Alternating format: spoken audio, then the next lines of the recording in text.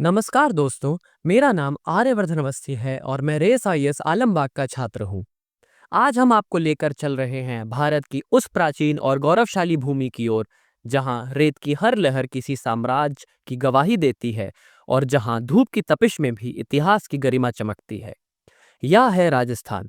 राजस्थान, जिसका शाब्दिक अर्थ है राजाओं का स्थान, केवल एक भौगोलिक इकाई नहीं बल्कि भारतीय इतिहास, स्थापत्य, जल प्रबंधन, युद्ध नीति, लोक जीवन और धार्मिक सह अस्तित्व का समेकित दस्तावेज है। प्राचीन ग्रंथों में इसे गुर्जर प्रदेश और मारवाड़ के नाम से भी जाना गया है। क्या आप जानते हैं, राजस्थान में मानव बस्ती के साक्ष्य हड़प्पा काल से भी पहले के मिलते हैं। कालीबंगा और बालाथल जैसे पुरातात्विक स्थल यह दर्शाते हैं कि यहाँ की सभ्यता ने न केवल सिंधु घाटी संस्कृति से संवाद किया, बल्कि अपने स्वतंत्र जल प्रबंधन और शिल्प परंपराएं भी विकसित की। कालीबंगा की खुदाई में प्राप्त जली हुई फसलें दुनिया में कृषि का सबसे पुराने प्रमाणों में से एक मानी जाती हैं। राजस्थान का पारंपरिक जल संरक्षण मॉडल जैसे तांबो, बावड़ियां, नाड़ी और जौहड़ आधुनिक जल नीति के लिए उदाहरण हैं। क्या आप जानते हैं, जोधपुर की मेहरानगढ़ किले की 500 साल पुरानी बावड़ी आज भी शहर के नीचे भूजल स्तर बनाए रखने में सहायक है। यह पर्यावरणीय इंजीनियरिंग का अद्वितीय उदाहरण है, बिना किसी तकनीक के, केवल भौगोलिक समझ के आधार पर।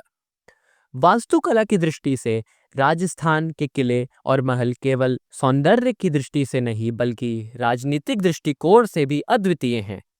कुंभलगढ़ की दीवारें, जो 36 किलोमीटर तक फैली हैं, न केवल शत्रु प्रतिरोधक रचना थीं, बल्कि यह दीवार अंधकार में रात में चमकती थी, उसमें लगे चूने और विशेष पत्थरों के कारण।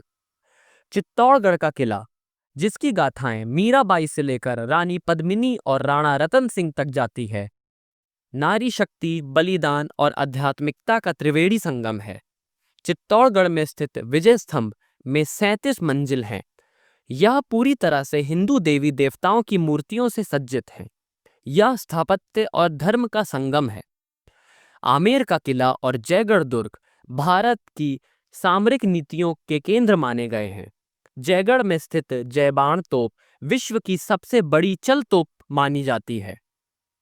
इसकी मारक क्षमता लगभग 35 किलोमीटर थी और यह इस बात का उदाहरण है कि मध्यकालीन भारत ने भी सैन्य विज्ञान में उच्च उपलब्धियां पाई थीं। राजस्थान धार्मिक विविधता की भूमि है।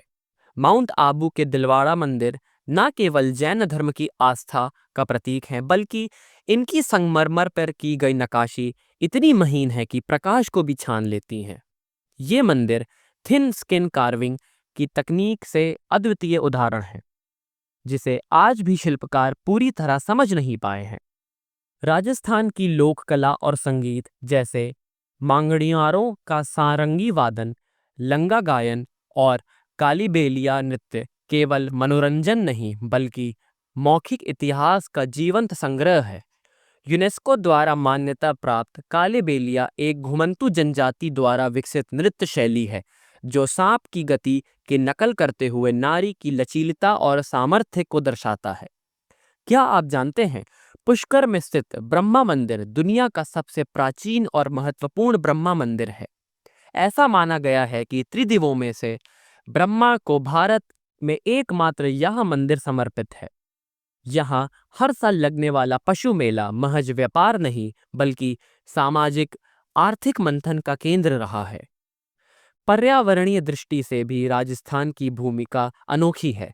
भरतपुर का केवलादेव राष्ट्रीय उद्यान कृत्रिम रूप से बनाए गए जलाशयों पर आधारित है और इसे मानव निर्मित प्राकृतिक चमत्कार कहा गया है। एक और तथ्य यह है कि रणथंभौर का भाग संरक्षण मॉडल भारत की प्रोजेक्ट टाइगर नीति की सफलता की रीढ़ रहा है। आर्थिक दृष्टि से राजस्थान खनिज संसाधनों से भरपूर है। भारत में पेट्रोलियम, जिंक और संगमरमर की सबसे बड़ा उत्पादक यही राज्य है। यहाँ के किशनगढ़ और मकड़ाना क्षेत्र से निकला संगमरमर ताजमहल में भी इस्तेमाल हुआ है। आज राजस्थान का टेक्सटाइल्स, ब्लू पॉटरी, मोजरी और टाई डाई उद्योग भारत के निर्यात में अग्रणीय भूमिका निभा रहे हैं। राजनीतिक रूप से राजस्थान ने भारत को न केवल भैरव सिंह शेखावत जैसे उपराष्ट्रपति दिए, बल्कि यहाँ की ग्राम पंचायतें भी लोकतांत्रिक परंपराओं की मिसाल रही हैं। अंततः राजस्थान वह भूमि है जहाँ वीरता केवल तलवार में नहीं, विचार में भी है। जहाँ स्थापत्य केवल किले नहीं, जल की एक-एक बूंद को संजोने की चेतना है। और जहाँ संस्कृति केवल नृत्य संगीत नहीं, बल्कि पीढ़ियों की स्मृति का संग्रह है। यह केवल एक राज्य नहीं, सभ्यता की जीवंत प्रयोगशाला है, जो हर मोड़ पर हमें सिखाती है कि कैसे कठिन भूगोल में भी समृद्ध जीवन गढ़ा जा सकता है।